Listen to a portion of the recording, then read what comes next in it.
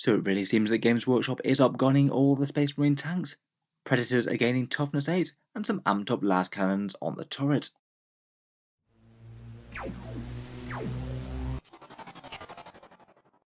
Hello and welcome back to Warspecs Tactics, where today we're talking Space Marine armour once more, and this time focusing on one of the archetypical Space Marine battle tanks, the Predator.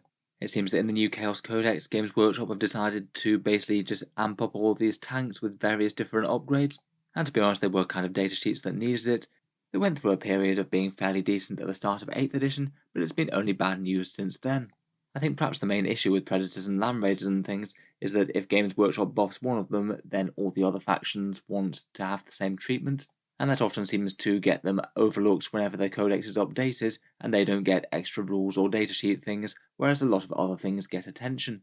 That does appear to have changed with the Chaos Codex though, they just appear to have updated the Chaos datasheets for these units. With a new Loyalist Space Marine Codex likely coming later in the year, it seems very likely that these changes are going to come to them as well. One thing I was wondering when all of the tank changes were unveiled was whether or not they were going to do some sort of digital update, maybe add into the FAQ section the boosted stats for the other factions, Predators and Land Raiders and things like Grey Knights, Thousand Suns and Death Guard. It does appear, at least at this stage, there's no imminent digital release coming for them, just because all of their points have recently changed in the recent balance update. The Chaos versions of the tank basically stay the exact same points cost, but got some nice extra datasheet buffs. But all of the other copies of the tanks, whether they're Predators, Vindicators or Land Raiders throughout 40k, all of those went down in points a bit, perhaps to reflect that they're going to be a bit underpowered compared with the Chaos Marine stuff. For example, the Land Raider became Toughness 9 and got d6 plus 2 las cannons on the sponsons, and the Machine Spirit stratagem got a bit cheaper for the Chaos Codex. That one remains at 265, whereas most other Land Raiders dropped to 245. It's kind of similar for the Vindicator. The Chaos one has got a much better Demolisher cannon with D3 plus 3 shots and AP4, and also an extra wound thrown in, but it remains 130 points, where the Loyalist Vindicator dropped down to 120. Overall, the Chaos datasheet with the buff stats is still much better, I think, but I guess it throws the other ones a bone in the meantime. I think basically the points cost changes though just means there's no imminent buff coming for all the other datasheets. It looks like everyone else will most likely be waiting till their codex, maybe not all that long in the case of the Loyalists as they're rumoured out later this year. Though to be honest, I'm sure Chaos Space Marine players probably won't be feeling too bad about this, considering how long they've had to wait for really basic things like the extra wound on their standard Space Marines.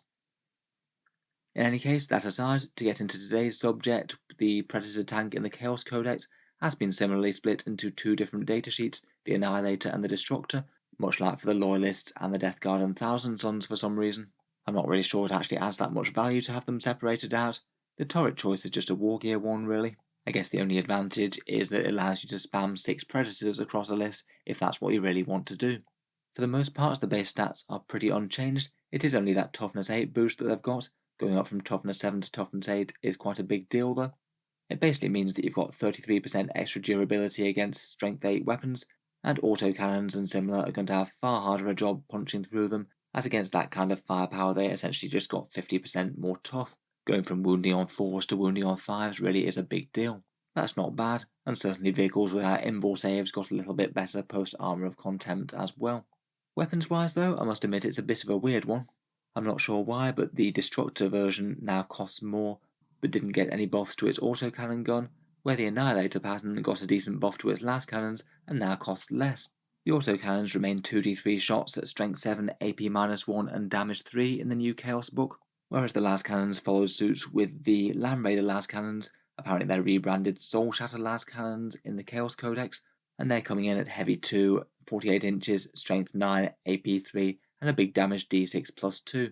It is just the turret ones being upgraded like this, the sponsons are still regular las cannons. It does seem pretty weird to me. If I had to choose between the turrets, even if they cost the exact same cost, I would go for the las cannons anyway. It seems very strange that the Destructor didn't get a buff and also costs more. I think maybe they could have gone for something like AP2 on those autocannons, perhaps similar to what the Armiger Helverins got in the Imperial Knights book. In any case, it looks like if you want to field a Predator, I'd certainly field the Annihilator over the Destructor. D6 plus 2 las cannons are going to be really quite threatening against a lot of targets. Otherwise, there was one minor change for the sponsons as well. The las cannons still go for plus 20, but but you can now include heavy bolter sponsons on it for 10 points each. Previously they were 15, and I did feel they were a bit overcosted on the whole.